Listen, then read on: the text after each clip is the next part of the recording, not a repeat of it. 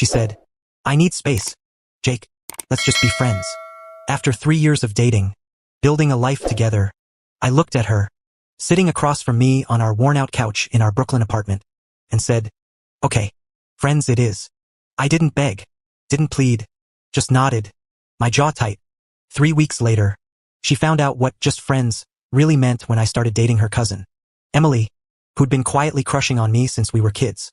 That's when the rumors started flying, and her carefully laid plans unraveled. Her name was Sarah, my girlfriend of 3 years, my best friend since we were 10, growing up in the same Queens neighborhood.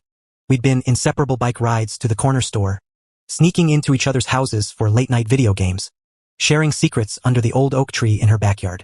By high school, turned into something more. By 24, we were living together, splitting rent on a one-bedroom, talking about maybe getting a dog, maybe a ring someday. I thought we were solid. Then, on a random Tuesday night in October, she hit me with it. She sat me down after dinner, her hands fidgeting with the hem of her sweater. Jake, we need to talk. I knew that tone. My stomach dropped. I love you, but I'm not in love with you anymore. I need to figure out who I am outside of us. But I don't want to lose you. We've been friends forever. We can still be in each other's lives, right? Just as friends. Her eyes were wide, like she was pitching me the perfect plan, like I'd just sign up to stay her emotional safety net. I leaned back, processing. 3 years of late-night talks, vacations to the Jersey Shore, her head on my shoulder during movie nights gone, and she'd already planned her exit. I'm staying at my cousin Emily's place for a bit, she said, gesturing to a packed duffel bag by the door. Just until we sort out the apartment. No rush. We're adults. We can make this work. Emily, her cousin, who'd always been around, quiet but sweet, who used to blush when I teased her back in high school. Sarah had it all figured out. Dump me, keep me as a friend, crash with Emily. I swallowed hard. Sure, Sarah. Friends. Let's do it. She smiled, relieved, like I just agreed to her dream scenario where she gets to walk away but keep me on a leash. She left that night. Emily picked her up in her beat-up Honda, giving me a quick, awkward wave as they drove off. I stood in the doorway, the apartment feeling too big, too quiet. The next morning, I did exactly what she asked. I treated her like a friend. And that's when I realized Sarah's definition of friends was very different from mine. Her first text came at 6:45 in the morning. Hey, Jake, hope you're okay. Forgot my work laptop charger. Can you drop it off at Emily's? Need it today. I stared at the screen, coffee going cold in my hand. My other friends don't expect me to play delivery guy. I'll leave it at your office front desk this afternoon. I replied. Today, Jake? I need it now. Got plans. Afternoon works for me. Plans? What plans? I didn't answer. Friends don't owe each other their schedules. By Friday, she was pushing again. We're hitting that diner on 7th for brunch tomorrow. You in? That diner was our spot, where we'd split pancakes and argue over who got the last strip of bacon. Thanks, but I'm good. I texted back. Have fun. Come on, Jake. We always do brunch. That was when we were together. Enjoy. 2 hours later. Why are you being so weird? This isn't you. I typed. I'm being friendly. Exactly what you wanted. She didn't reply. A week into our friendship, Sarah started to crack. She'd wanted everything to stay the same minus the commitment. I wasn't playing along. I treated her like I treat my buddy Mike or my coworker Lisa. Polite, distant, no special treatment. She didn't like it. On Monday, I came home to find she'd been in the apartment. She still had a key. There was a note on the counter. Grabbed some clothes, used the washer. Hope that's cool. She'd eaten half my leftover pizza, too. I texted her, hey, noticed you stopped by. Need the key back when you get a chance. Her reply was instant. What? Why? I still have stuff here. Friends don't have keys to my place. We can arrange times for you to pick up your things. This is ridiculous. Jake, we've known each other since we were kids. Exactly. And now we're friends. Different rules. She showed up that night, furious, banging on the door. You changed the locks? She yelled through it. Didn't change them. Just rekeyed. You don't live here anymore. I handed her a box of her stuff shampoo, a few sweaters, her favorite mug. Here's what you need for now. Let me know when you want the rest. Her face was red, eyes blazing. You're being so petty. I'm not just any friend. According to you, that's exactly what you are. That's when the entitlement really kicked in. She expected to stay on my Spotify family plan, use my gym membership discount, keep me as her emergency contact. I shut it all down. My friends don't get access to my accounts. I told her when she asked why I'd removed her from Netflix. But we've always shared that stuff. We were dating. Now we're not. She stormed off, muttering about how I was making this harder than it needed to be. The real drama started at our friend group's game night 2 weeks later. We'd been part of the same crew since high school. Mike, Lisa, Tom, and a few others. Sarah showed up with some guy named Brian, a finance bro she'd met at a bar. "This is Brian," she announced, loud enough for the whole room to hear. "We've been hanging out." Brian gave me a smug nod, like he was marking territory. I shook his hand, said, "Welcome to game night," and proceeded to crush everyone at Settlers of Catan. Sarah kept glancing at me, waiting for a reaction. I gave her none. Halfway through the night, she cornered me in Mike's kitchen. "You don't even care that I'm here with someone else." "Why would I? We're friends. Friends date people. You're not even a little jealous? Are you jealous when Mike dates someone?" She huffed and walked away. That same night, Emily was there. She'd always been part of our group, the quiet cousin who'd tag along to our teenage hangouts. She was different now, 25, confident, with a quick laugh and a job as a graphic designer. She'd been extra chatty lately, asking me about my job, laughing at my dumb jokes. I didn't think much of it until she lingered after game night, offering to help clean up. "You're handling this whole Sarah thing really well," she said, stacking cups. "Most guys would have lost it." I shrugged. She wanted to be friends. I'm just following her lead. Emily smiled, her eyes soft. "You deserve better than being someone's backup plan." The next day, Sarah texted, "What was that with you and Emily last night?" "What was what?" "You were flirting with her." "We were talking. Friends talk." "She's my cousin." "Jake, that's messed up. We're friends, right? Friends can be friends with each other's cousins." She didn't respond for 2 days. Then, on Wednesday, she tried a new angle. "I think I made a mistake. Can we talk? In person? Maybe dinner at our old spot?" "I've got plans," I said. "Coffee Saturday morning work? Plans with who? Does it matter? Friends don't track each other's schedules." "Is it Emily? Coffee Saturday or no?"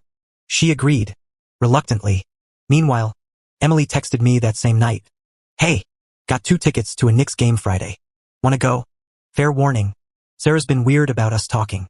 I didn't hesitate. "Sounds fun. I'm in." Emily was clear about what she wanted. No games. No drama.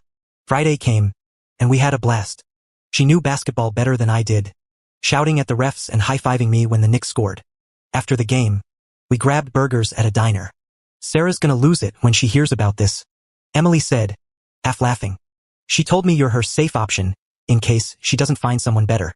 I froze, burger halfway to my mouth. "She said that?" "Word for word." That's when I realized I wanted to ask you out. We kissed that night. Nothing heavy, just a quick, sweet moment outside her apartment. I didn't post about it, didn't tell anyone, but Sarah found out by morning. At 5:30 in the morning, my phone lit up with texts. "Are you serious? You're dating my cousin?" Emily told me everything. This is betrayal. I didn't respond. She called 8 times. I silenced my phone. By noon, she was at my door, pounding. "Open up. Jake, we need to talk." I cracked the door, keeping the chain on. "It's 5 in the morning. Sarah, what's this about?" "You kissed Emily, my cousin." "Yeah, she's single. I'm single. We like each other. You can't date her. It's family. You wanted to be friends.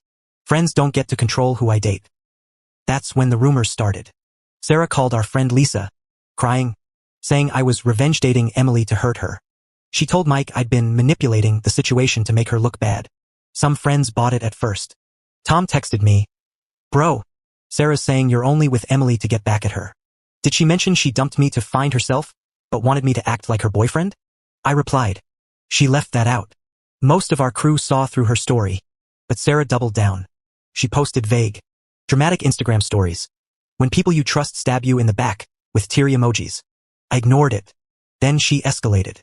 She called my office, claiming to be my emergency contact, saying I was having a breakdown and needed time off. My boss, Karen, pulled me aside. "Your girlfriend called, said you're struggling." "Ex-girlfriend," I corrected. "I'm fine.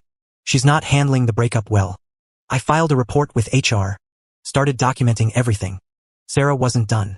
She sent Emily screenshots of our old texts, nothing scandalous. Just sappy stuff from when we were together. Emily showed me. She's trying to make me jealous. Emily said, rolling her eyes. Is it working? I asked. Nope. It just shows how much you put up with her. The breaking point came a month after the breakup. Sarah claimed she was pregnant. Text at 3 in the morning. I'm late. We need to talk. Late for what? You know what? I'm pregnant. Congrats. Who's the father? You. Obviously. Interesting. Since we haven't slept together in 2 months. It can take time to show up. And you've been with Brian. And that guy from the bar Emily mentioned. Silence. The next day, false alarm. Got my period. I didn't buy it for a second. By now, Emily and I were officially dating. It was easy. Fun. No drama. We'd go to art galleries. Try new food trucks. Laugh about stupid stuff. Sarah, meanwhile, was spiraling. Brian ghosted her after a few dates. She tried to turn Emily against me, sending her old photos of us. Even a mixed CD I'd made her in high school. Emily just laughed. She's obsessed with your past. She said. I'm more interested in your future. Sarah's final move was showing up at Emily's design firm, screaming in the lobby about how Emily stole her life. Security escorted her out. Emily's boss gave her a warning about personal drama affecting work. Emily called me, shaken. She's lost it. Jake. Completely lost it. Want to file a restraining order? I asked. I might have to. The restraining order was the wake-up call Sarah needed barely. She got fired from her marketing job for missing too many days. Too busy stalking my social media and calling our friends. She moved back to her parents' house in Queens. Started court-mandated therapy after the scene at Emily's work. Last I heard, she's working part-time at a coffee shop, posting cryptic quotes about betrayal online. She sent one final email before I blocked her. I hope you're happy, Jake. You turned my cousin against me, made me look crazy, ruined my life. I tried to let you down easy because I cared about you. But you had to win. Congrats. You and Emily deserve each other. I didn't reply. What was there to say? She still saw herself as the victim, not someone facing the consequences of her own choices. The truth is, I didn't plan any of this. When she said, let's be friends, I took her at her word. I treated her like I treat Mike or Lisa, cordial, distant, no special treatment. I didn't pursue Emily to hurt her. Emily made the first move, and I was open to it because she was honest, kind, and didn't play games. I didn't spread rumors, didn't sabotage Sarah's job, didn't try to turn our friends against her. I just lived my life, set boundaries, and moved on with someone who actually wanted to be with me. Sarah's downfall was her own doing. She ended our relationship, expecting me to wait in the wings while she found herself. She wanted the comfort of our history, our childhood, our shared memories without the commitment. When I refused to be her backup plan, when I treated her like just a friend, her world fell apart. Not because I was cruel, but because she couldn't handle the reality of her own choice.